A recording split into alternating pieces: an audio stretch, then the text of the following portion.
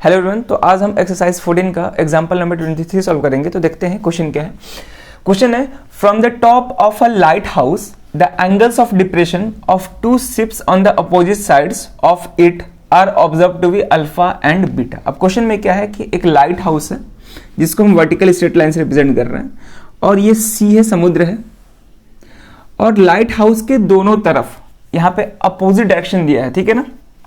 तो light house के दोनों तरफ शिप है, यानी कि इसके अपोजिट डायरेक्शन में दो शिप है, और दोनों शिप का पोजीशन कुछ ये है, एक का पोजीशन यहाँ पे है और एक का पोजीशन मान लेते हैं यहाँ पे है। अब क्वेश्चन है कि लाइट हाउस के टॉप पे मान लेते हैं कोई ऑब्जर्वर है जो दोनों शिप को ऑब्जर्व कर रहा है, देख रहा है। तो इस केस में लाइन ऑफ साइट क्या होगा, तो लाइन ऑफ साइट ये होगा कुछ, ठीक है। और यहाँ पे इस वाले केस में लाइन ऑफ साइट क्या होगा, लाइन ऑफ साइट ये होगा, ठीक है ना। अब ध्यान से देखेंगे इधर। अब इस ऑब्जर्वर के लिए हॉरिजॉन्टल लाइन तो ये होगा, ठीक है। जब भी वो सामने देखे तो उस केस में जो लाइन ऑफ साइट मिलता है उसी को क्या बोलते हैं, हम हॉरिजॉन्टल लाइन बोलते हैं। क्लियर है यहां तक। अब क्वेश्चन में दिया है कि from the top of a lighthouse the angles of depression of two ships on the opposite sides of it are observe to be alpha and beta. अब क्योंकि ये जो ऑब्जर्वर है हॉरिजॉन्टल लाइन के नीचे दिख रहा है, तो उस केस में एंगल ऑफ डिप्रेशन बनेगा। तो एक के केस में एंगल ऑफ डिप्रेशन अल्फा है और दूसरे के केस में एंगल ऑफ डिप्रेशन बीटा है। हम चाहे तो इसको भी अल्फा ले सकते हैं, इसको बीटा ले सकते हैं, दोनों में से किसी को भी कर सकते हैं, ठीक है। क्योंकि यहाँ पे कोई मेंशन्ड नहीं है कि हम इसी को अल्फा लेंगे या इसी को बीटा लेंगे, ऐसा कुछ नहीं है, ठीक है। चलिए अब इसका नेमिंग कर देते हैं। तो इसको हम ए बोल रहे हैं, ये पॉइंट को बी, इसको सी और ये डी, ठीक है। अब आगे क्वेश्चन है, if the height of lighthouse be h meter and the line joining the ships passes through the foot of the lighthouse so that the distance between the ships is इतना, ठीक है। अब question ये है कि if the height of the lighthouse का height दिया है, यानी कि ए बी का हाइट दिया है h, क्लियर है।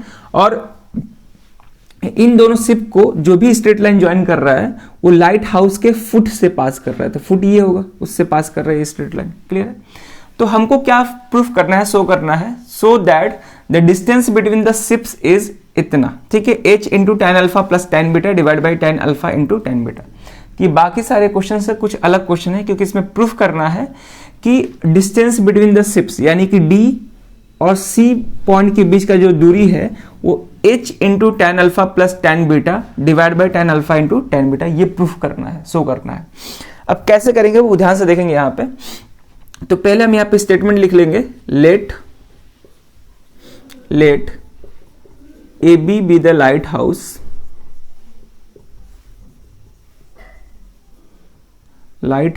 यहाँ पे h होगा, whose height is h meter, ठीक है। यहाँ पे लाइट हाउस का हाइट कितना दिया है, h मीटर। और यहाँ पे C और D ये पोजीशन है किसका, दोनों शिप का। तो लिखेंगे C and D be the positions of two ships, ठीक है, या बोथ शिप्स, दोनों है, जो भी लिख सकते हैं, ठीक है। हमको फाइनली क्या फाइंड करना है, प्रूफ क्या करना है, डिस्टेंस बिटवीन द शिप्स को इतना दिखाना है, ठीक है। तो डिस्टेंस बिटवीन शिप क्या होगा, D और पॉइंट C के बीच का डिस्टेंस को हमको ये प्रूफ करना है। अब कैसे करेंगे बहुत ध्यान से देखेंगे। तो पहले हम मान लेते हैं कि ये वाला जो शिप है इसको हम फर्स्ट शिप बोल रहे हैं, इसको सेकंड बोल रहे हैं। तो जो फर्स्ट वाला शिप है मान के चलते हैं कि लाइट हाउस से x मीटर की दूरी पे है, क्योंकि यहाँ पे डिस्टेंस भी नहीं दिया है कि कितना दूरी पे है लाइट हाउस से, ठीक है। तो मान के चलते हैं कि ये वाला जो शिप है वो लाइट हाउस के फुट से x मीटर की दूरी पे है, ठीक है।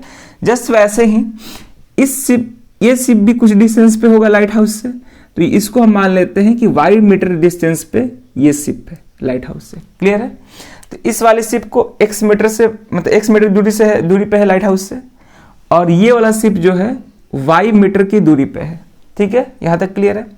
अब ध्यान से देखेंगे, अगर हमको दोनों शिप के बीच का डिस्टेंस निकालना होगा तो x और y दोनों को ऐड करना होगा, तभी जाके हम दोनों शिप के बीच का डिस्टेंस निकाल सकते हैं, क्योंकि दोनों सिप के बीच का डिस्टेंस क्या होगा, CD होगा, और CD को हम BD प्लस BC लिख सकते हैं, और BD क्या है X और BC क्या है Y, ठीक है ना।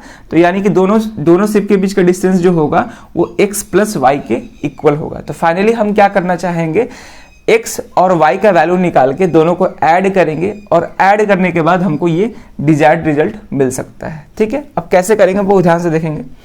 तो इस फिगर में हमको दो राइट एंगल ट्रायंगल दिख रहा है, कौन कौन सा, ट्रायंगल ABD और दूसरा ट्रायंगल ABC। तो दोनों का यूज करके हम X और Y निकालने का कोशिश करेंगे, ठीक है। अब कैसे करेंगे वो ध्यान से देखेंगे। पहले तो दोनों ट्रायंगल में एक्यूट एंगल फाइंड करने का कोशिश करेंगे, ठीक है। तो इस ट्रायंगल में कोई भी एक्यूट एंगल दिया नहीं गया है, लेकिन ध्यान से अगर देखें तो ये एंगल और ये एंगल इक्वल होगा अल्टरनेट इंटीरियर एंगल से, कई बार बता चुके हैं, क्योंकि हॉरिजॉन्टल लाइन जो होगा वो सी लेवल के पैरेलल है और यहाँ पे AD ट्रांसवर्सल है। तो उस केस में ये एंगल और ये एंगल अल्टरनेट इंटीरियर एंगल से इक्वल होगा, ठीक है। तो अगर ये बीटा है तो ये भी एंगल क्या होगा, बीटा होगा। जस्ट वैसे ही ये एंगल और ये एंगल भी इक्वल होगा, तो इसको क्या होगा, अल्फा हो जाएगा, ठीक है। तो अब हमको दोनों ट्रायंगल में एक्यूट एंगल्स मिल गए हैं। अब यहां से हम ट्रिगोमेट्रिक रेशियोज का कंसेप्ट यूज करके X और Y फाइंड करने का कोशिश करेंगे, ठीक है। तो लिखेंगे नाउ, ठीक है, और ये 90 डिग्री होगा, ये तो मालूम है। तो लिखेंगे नाउ इन राइट ट्रायंगल, ठीक है, पहले इसको लेते हैं ABD। तो इन राइट ट्रायंगल ABD, अब ध्यान से देखेंगे, अगर ये थीटा है तो ये परपेंडिकुलर होगा, ये बेस होगा। तो हमको बेस फाइंड करना है, परपेंडिकुलर दिया गया है, ठीक है, H मीटर दिया है, जो भी है इसको फाइंड नहीं करना है, ठीक है। ये दिया है कि इसका हाइट H है। तो यहाँ पे परपेंडिकुलर और बेस पे बात हो रहा है, तो कौन सा टी रेशियो परपेंडिकुलर और बेस पे बात करता है, tan और cot। तो यहाँ पे हम tan यूज करेंगे, तो tan बीटा cot से भी हो सकता है, ठीक है। तो tan beta equal to perpendicular जो कि AB है और बेस क्या है, BD है, ठीक है।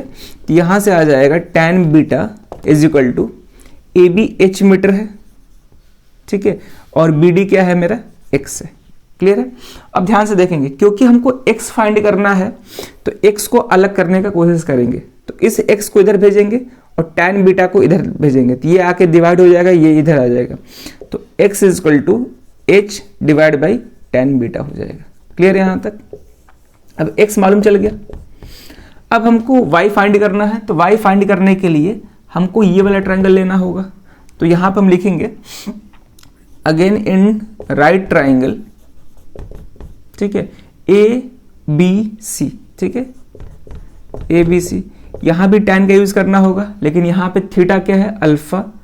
तो tan alpha is equal to, इसके लिए परपेंडिकुलर AB ही होगा और बेस क्या है, BC है, ठीक है। तो इसको फर्दर सॉल्व करेंगे तो यहां से आ जाएगा tan alpha is equal to AB H है और बेस BC क्या है, Y है, ठीक है। अब हमको Y फाइंड करना है, तो Y को इधर भेजेंगे, तो Y is equal to H divide by tan alpha हो जाएगा, ठीक है। इसको हम इक्वेशन सेकेंड लेट करते हैं।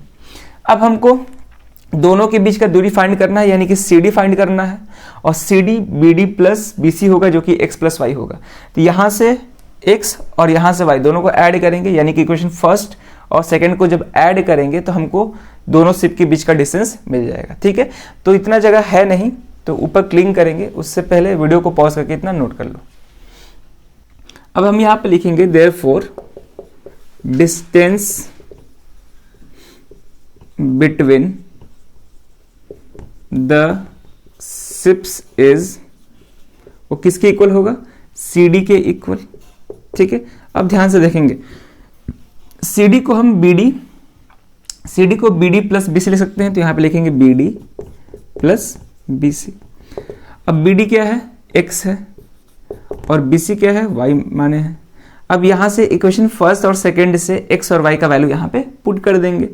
तो यहां से जब X का वैल्यू पुट करेंगे तो ये हो जाएगा H divide by tan beta, ठीक है, प्लस यहां से Y का वैल्यू पुट करेंगे तो ये हो जाएगा H divide by tan alpha, ठीक है। अब ध्यान से देखेंगे और यहां पर रीजन लिख देंगे from equation first and second, ठीक है। इक्वेशन फर्स्ट और सेकंड से हम यहाँ पे X और Y का वैल्यू पुट किए हैं, ठीक है। अब ध्यान से देखेंगे इधर ठीक है।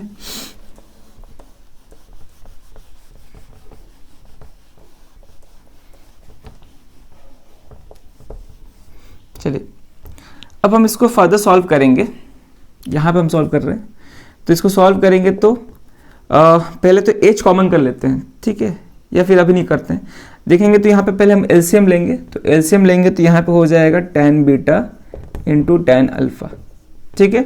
tan बीटा से tan बीटा कैंसिल, बचा tan अल्फा, तो h के साथ क्या मल्टीप्लाई हो जाएगा tan अल्फा, प्लस यहाँ से tan अल्फा कैंसिल, बचा tan बीटा, यानी कि यहाँ पे h के साथ tan बीटा मल्टीप्लाई हो जाएगा। क्लियर है यहाँ तक? अब देखेंगे ध्यान से, इन दोनों टर्म्स में h कॉमन है तो h को बाहर निकाल लिए, क्या बचेगा यहाँ पे tan अल्फा, और यहाँ पे क्या बच जाएगा tan बीटा, ठीक है, डिवाइड बाय यहाँ पे आ जाएगा। अब क्योंकि मल्टीप्लिकेशन में है तो किसी भी टर्म्स को हम आगे पीछे ले सकते हैं, तो tan alpha into tan beta, ठीक है। अब हमको यही प्रूफ करना था कि distance between the ships is h into tan alpha plus tan beta divide by tan alpha into tan beta, और यहाँ पे हम मीटर ले सकते हैं लास्ट में, ठीक है। तो यहाँ पे हम चाहे तो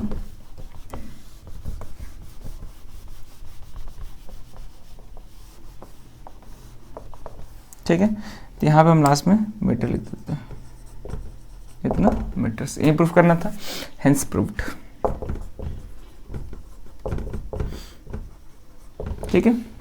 तो ये कुछ अलग तरह का क्वेश्चन था, इसमें प्रूफ करना था कि दोनों शिप के बीच का डिस्टेंस इतना होगा, और हम प्रूफ कर दिए, ठीक है। तो ऐसे सिंपली सॉल्व करना था, काफ़ी आसान क्वेश्चन था, उतना कुछ है नहीं था इसमें। बस यहाँ पे ध्यान देना था कि पहले x हम निकाले फिर y निकाले ट्रिग्नोमेट्रिक रेशियोज का यूज़ करके, और दोनों को जब ऐड कर दिए तो c और d यानी कि दोनों शिप के बीच का डिस्टेंस मालूम चल गया, ठीक है, जो कितना आ गया, प्रूफ हो गया, ठीक है। बढ़िया क्वेश्चन था, तो इस तरह के क्वेश्चन को प्रैक्टिस करते रहिएगा। तो इस वीडियो में यही क्वेश्चन रहेगा, अब मिलते हैं नेक्स्ट वीडियो में नए क्वेश्चन के साथ। Thank you.